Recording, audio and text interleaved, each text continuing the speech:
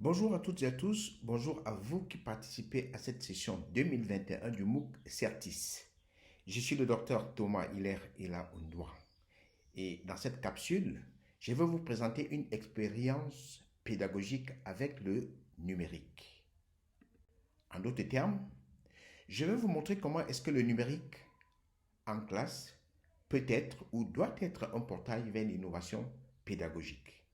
Pour le faire, nous allons nous arrêter sur 3 éléments essentiels, notamment les méthodes d'enseignement innovantes, les ressources pédagogiques libres et la veille pédagogique. Commençons par les méthodes d'enseignement innovantes et là, nous allons nous arrêter spécifiquement sur 2, notamment la pédagogie de la classe inversée et l'utilisation des réseaux sociaux pour assurer la continuité pédagogique. Alors, qu'est-ce que la classe inversée ou en d'autres termes, qu'est-ce que la pédagogie de la classe inversée? La pédagogie de la classe inversée, c'est une approche pédagogique qui consiste à inverser et à adapter les activités d'apprentissage traditionnellement proposées aux élèves, en utilisant en alternance la formation à distance et la formation en présentiel en classe pour prendre les avantages et les forces de l'une et de l'autre approche.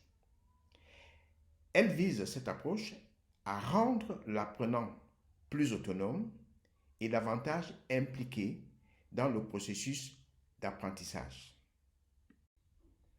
Comment fonctionne la classe inversée? La classe inversée consiste à donner à l'apprenant des activités de bas niveau cognitif à faire à la maison en autonomie. Prenons un exemple. Nous voulons faire une leçon de mathématiques sur le triangle. À la maison, à travers des capsules numériques, on propose à l'élève de découvrir le triangle, de découvrir les caractéristiques du triangle.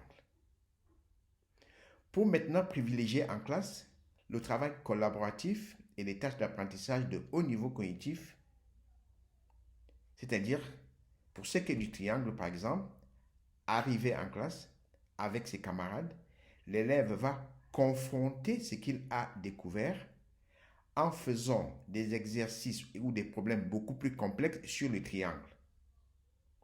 L'objectif est de recentrer l'apprentissage autour de l'élève en lui donnant les moyens d'être plus autonome. Les médias sociaux favorisent la mise en œuvre de cette approche. Parlons maintenant de l'utilisation des médias sociaux en classe. Les médias sociaux tels Twitter, WhatsApp, Facebook et autres. L'objectif de l'utilisation de ces médias sociaux est d'assurer le suivi pédagogique des apprenants. Par exemple, lorsqu'il y a une situation de catastrophe comme celle que nous avons vécue ces derniers temps avec l'avènement de la COVID-19 ou comme d'autres situations qui peuvent arriver. Donc, pour assurer le suivi pédagogique, l'enseignant va utiliser les médias sociaux avec ses élèves pour leur permettre de s'exprimer librement. Mais attention, l'utilisation de ces médias sociaux nécessite la définition d'une charte d'utilisation avec tous les participants pour favoriser des pratiques pédagogiques efficientes et efficaces. Parlons maintenant des ressources pédagogiques qu'il faut utiliser dans ces expériences numériques. Il existe plusieurs ressources qu'on peut trouver partout sur Internet, qu'on peut acheter, qu'on peut télécharger, mais nous vous conseillons vivement d'utiliser les ressources éducatives libres. Parce que là, vous n'aurez pas de droits à payer, vous n'aurez rien à payer. En quoi consistent ces ressources éducatives libres? Lorsque nous parlons des ressources éducatives libres, il peut s'agir d'un service qu'on peut avoir en ligne, d'un logiciel, des données ou encore des œuvres numérisées, accessibles via l'Internet et utiles à l'enseignant ou à l'apprenant pour lui permettre d'atteindre un objectif d'apprentissage donné. Où est-ce qu'on peut trouver ces ressources éducatives libres? Les ressources éducatives libres, on peut les trouver sur Internet, à travers des moteurs de recherche, mais nous vous conseillons vivement d'utiliser un moteur de recherche spécialisé, un moteur de recherche qui est dédié à cela. Il s'agit de Search for Content to Reuse.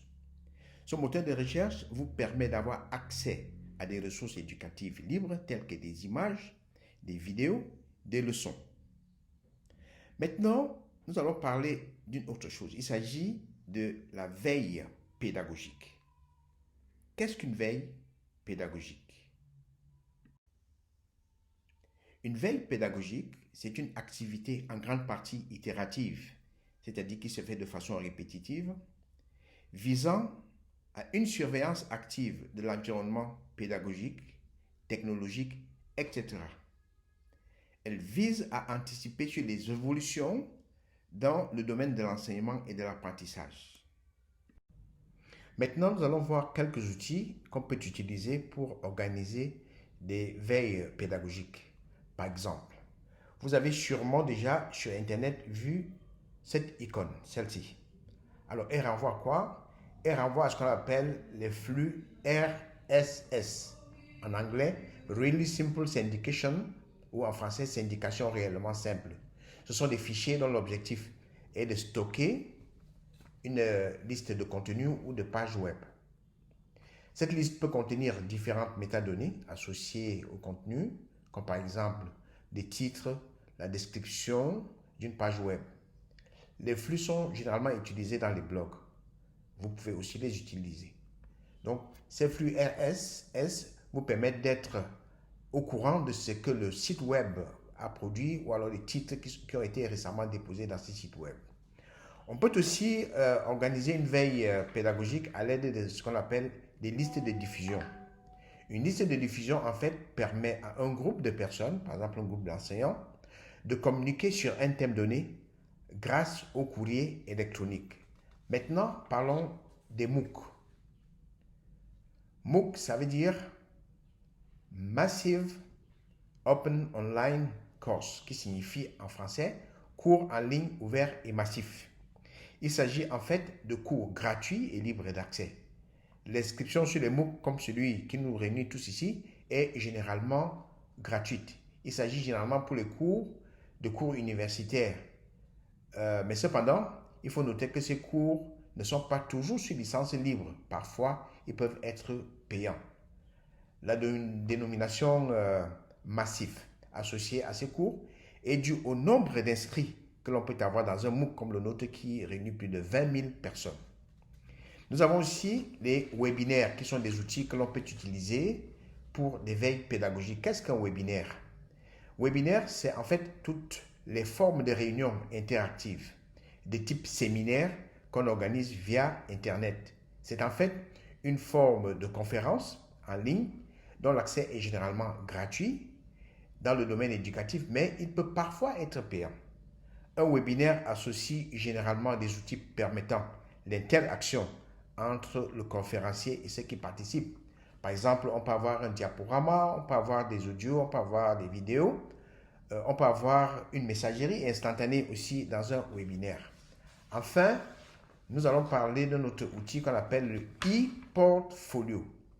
Le e-portfolio, en fait, c'est une collection réfléchie des travaux d'un apprenant pour illustrer ses efforts, ses progrès et ses réalisations. Cette collection doit indiquer la participation de l'apprenant dans les activités, les critères de sélection de ses travaux, les critères d'évaluation des travaux et les réflexions de l'apprenant sur ses propres travaux. Voilà donc quelques outils que l'on peut utiliser pour organiser et réaliser ce que nous avons appelé une veille pédagogique. Nous sommes arrivés au terme de notre présentation. C'est la fin de notre capsule. Qu'est-ce que nous pouvons retenir? Nous pouvons retenir que le numérique en classe, l'utilisation du numérique à l'école permet d'innover, permet de bonifier nos activités et à nos élèves d'améliorer les apprentissages et à nous-mêmes d'améliorer nos enseignements. Nous vous conseillons vivement donc d'utiliser le numérique dans vos activités de classe. Merci de nous avoir prêté vos délicates oreilles. Merci de nous avoir suivis et à très bientôt. Au revoir.